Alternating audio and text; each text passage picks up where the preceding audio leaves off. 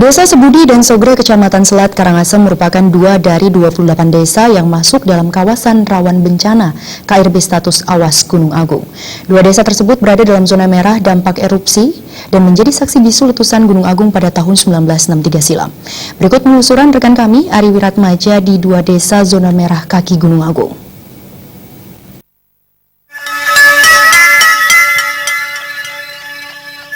Inilah Desa Sebudi, salah satu desa di kaki Gunung Agung yang masuk wilayah Kecamatan Selat, Karangasem. Desa ini berjarak tak kurang dari 8 km dari Gunung Agung. Saat cuaca cerah, puncak Gunung Agung tampak begitu jelas terlihat di jalan utama. Sehingga tak jarang, warga sekitar kerap memantau aktivitas puncak Gunung Agung dari lokasi ini.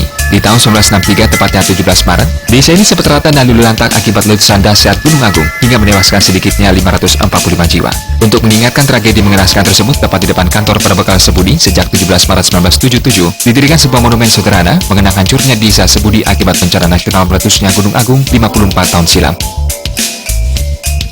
54 tahun tertidur tepatnya tanggal 22 September 2017, gunung api terbesar di Bali ini kembali menunjukkan aktivitas ke level awas. Akibatnya ribuan masyarakat di daerah yang masuk zona kawasan rawan bencana di 28 desa atau 202 dusun terpaksa diarahkan ke lokasi lebih aman, termasuk warga Desa Sebudi. Desa ini masuk dalam KRB 3 dampak erupsi Gunung Agung. Dari penelusuran tim liputan beberapa hari sebelum Hari Raya Galungan, Desa Sebudi masih tampak lengang dari aktivitas warga. Baik rumah maupun tempat usaha tampak tertutup rapat tak berpenghuni, termasuk kantor berbekal Desa Sebudi. Selain itu, Sekolah Dasar Negeri 2 Sebudi yang berdiri di pusat desa masih tampak sepi dan belum tampak aktivitas belajar mengajar pasca ditinggal mengungsi. Kondisi gedung sekolah dan halaman tampak kotor dan kumuh dipenuhi sampah dedaunan kering. Di dalam ruangan kelas hanya meja dan kursi yang tampak dibiarkan berantakan. Meski sebagian besar berada di pengungsian, penduduk setempat kerap pulang pergi melihat kondisi rumah, ternak, dan desa mereka. Dari pengakuan warga yang kami jumpai, 5 minggu pasca status awas Gunung Agung, tepatnya saat malam hari kerap mendengar suara gemuruh tanpa tahu dari mana asal suara tersebut. Meski tak disertai gempa, suara gemuruh tersebut tentu saja menimbulkan kekhawatiran warga sekitar.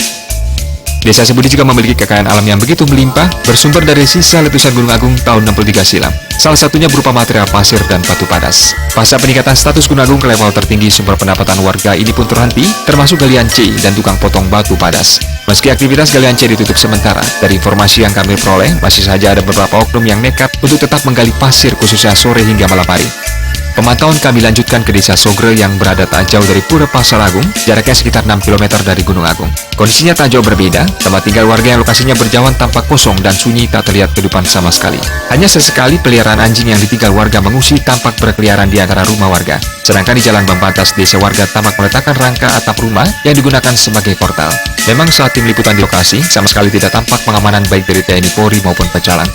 Hasil pemantauan dari 2 desa di kaki Gunung Agung, puncak Gunung Agung sesekali menampakkan kemegahannya. Asap solvatara putih agak tebal bertekanan lemah tampak keluar dari dapur magma mengepul ke udara.